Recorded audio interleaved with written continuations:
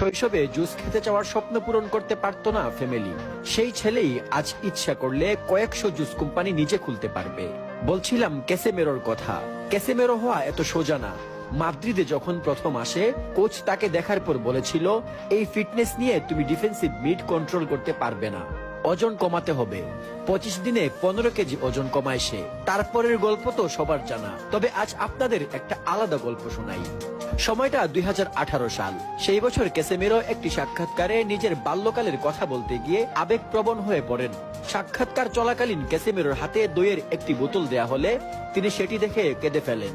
কিন্তু কেন এমনটা করেছিলেন তাকে সেটা জিজ্ঞেস করা হলে তিনি বলেন, ব্রাজিলে বাল্যকালে ওই এক বোতল দই কেনার পয়সা ছিল না তার পরিবারের। তিনি বলছিলেন, ছোটবেলায় আমি এগুলি সব সময় খেতে চাইতাম, কিন্তু আমাদের কাছে সেই অর্থ ছিল না, খুব বেশি দামও ছিল না এটার, 20 সেন্টের মতো মূল্য।